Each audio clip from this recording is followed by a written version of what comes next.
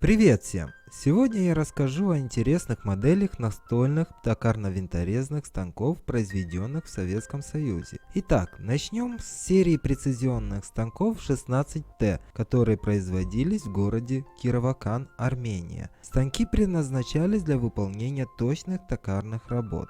Первым станком данной серии стал 16Т01А и 16Т01П. Последняя буква в названии станка означает класс точности, где А – это особая высокая точность, П – это повышенная точность. Данная классификация сохраняется и на последующих моделях. Особая высокая точность достигается за счет использования в корпусе бабки подшипников скольжения. На серии П шпиндель установлен на подшипниках качения. Станки 16Т01 и 16Т02 конструктивно имели мало различий, однако все же они были. Например, станок 16Т01 имел меньшие габариты, но весили они почти одинаково, около 30 кг. Отличия касались также и мощности двигателя. У первой серии она составляла 0,12 кВт, у второй 0,25 кВт. Скорость 1400 оборотов в минуту. Станки 16Т02 оснащались также двумя кнопками управления, то бишь пуск и стоп. К сожалению, я не нашел иллюстрации станка 16Т01. В 80-х годах на том же заводе появляются станки 16Т03 А и П и 16Т04 А и П соответственно. Конечно, данные станки были совершеннее, оснащались массивной непропорциональной тумбой, где пряталась вся электроника. Из-за этого, кстати, масса станков была у 16Т03 690 кг, а у 16Т04 710 кг.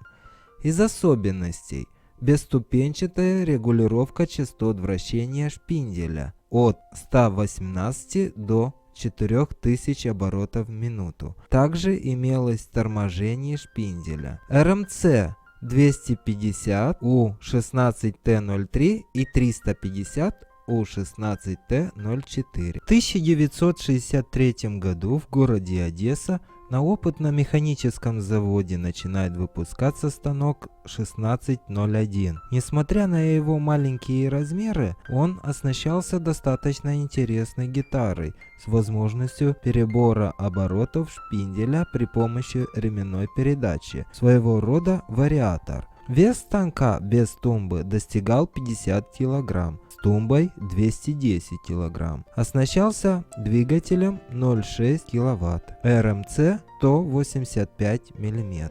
Также в Одессе в 70-е годы появляется станок, визуально весьма похожий на легендарный ТВ-16, ТВ-1602.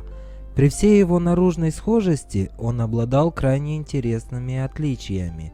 Например, направляющие станины были конусными, как на большинство станках. Шпиндель крутился на подшипниках скольжения и качения, что придавало станку большую точность при обработке. Тем временем в городе Заречный Пензенской области начинается выпуск еще одного схожего на ТВ-16 станок ТС-1. Похожими были даже направляющие станины, то бишь плоские. Отличался только меньшими габаритами и механизмом зажима цанги с выведенной ручкой на переднюю стенку шпиндельной бабки. Масса станка составляла 135 кг. Двигатель был слабее, 0,25 кВт. В 70-х годах в городе Чистополь, Татарстан, начинается выпускаться токарно-фрезерный станок ЦКБ-Р105 с плоскими направляющими и фрезерным приспособлением. Станок был достаточно простым конструктивно и не было возможности точения резьб. Суппорт без малой продольной подачи и резцедержатель на один резец. Однако станина была весьма массивной. Позже в городе Первомайск в 80-х годах на заводе 25 октября налаживается выпуск токарного станка ТНШ Очень простой конструкции и весьма похож на станок 1D601. Однако форма задней бабки и резцесодержатель его выдают. Ну на этом пока все. Спасибо за внимание.